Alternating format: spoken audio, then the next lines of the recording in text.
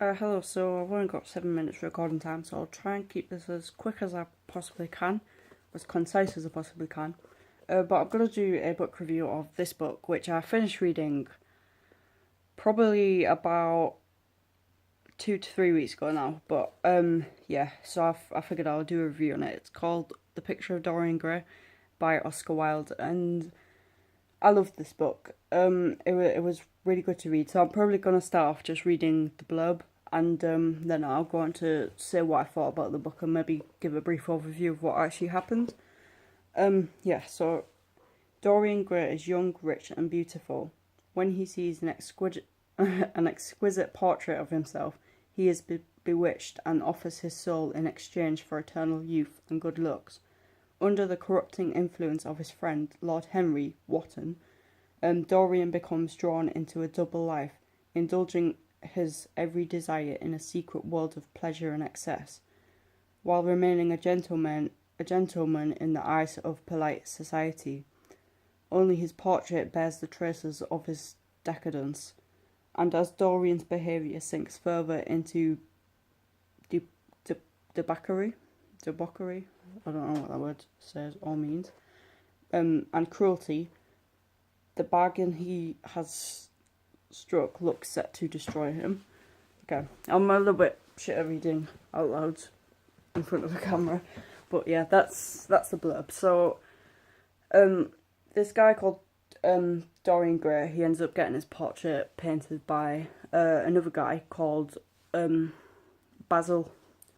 I can't remember his I think Basil's his first name. I can't remember his second name, but he's called Basil, and he's a really good artist, and he paints the best portrait he's ever painted, because Dorian Gray is like, he's just the manifestation of perfection to him.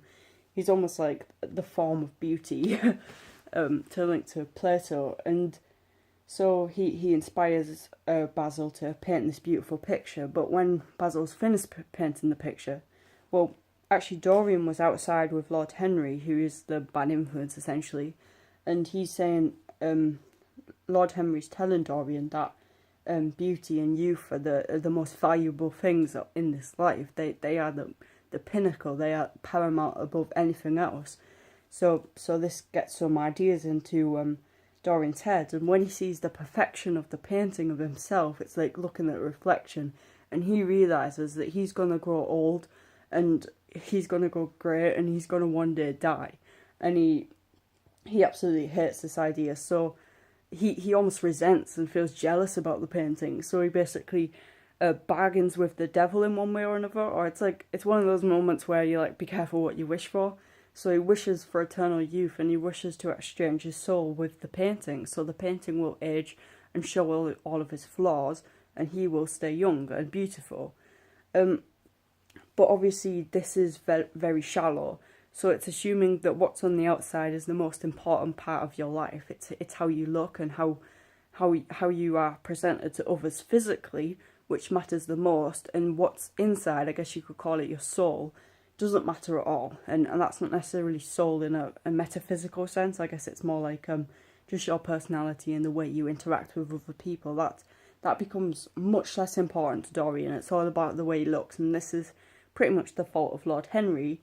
So Dorian ends up realising, after doing a bad thing and causing a death of a woman that he fell in love with, he ends up going home and looking at the painting and seeing that it's changed. It's got almost like evil eyes, and it's got an evil mouth, and he's like, this like almost takes him back at first, and then he's obviously in disbelief. He doesn't necessarily think that the painting's actually changing. He thought, okay, maybe it's the light, maybe it's just my eyes. So he goes through all the different scientific explanations as to why this could have happened first, and then he eventually realizes, well, this is more than something that can be explained scientifically. This is a lot deeper than that.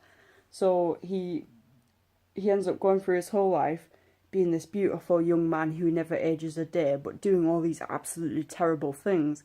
And I found it really interesting and captivating, because you always wonder what's going to happen next. How is his conscience going to be displayed after committing these terrible acts? And it's sort of like almost like a Dostoevsky sort of enactment, whereby I'm thinking of Crime and Punishment, whereby Raskolnikov commits a double murder, and you just the majority of the book is just the way that his conscience is dealing with that, and he ends up becoming extremely ill.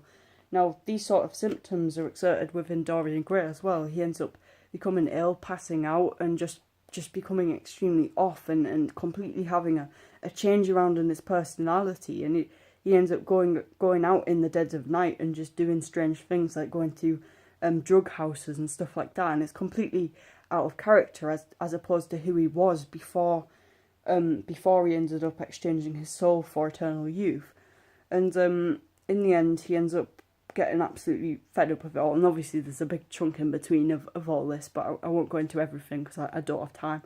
But he ends up killing the painting. He just can't take it anymore. He's had enough, so he thought he would just destroy it. But what he doesn't realise is that destroying the painting is destroying himself. So he ends up stabbing the painting, and then this is after he's killed Basil, by the way, the artist. He ends up stabbing the painting, but then he actually stabs himself. So him stabbing the painting kills himself, and then he's no longer this young-looking man. When he dies, he becomes old and wrinkly and grey, and he shows all the evil that he's ever committed becomes manifested in his face, and then he and the painting just goes back to being this pristine piece of artwork that he hated so much. And it's just a really good book, and I've only got about 10 seconds left, but yeah, I would definitely recommend reading this book if you haven't already. It's captivating, and you won't be able to put it down. So if you've enjoyed this video, then leave a like and subscribe for more. So thank you for watching.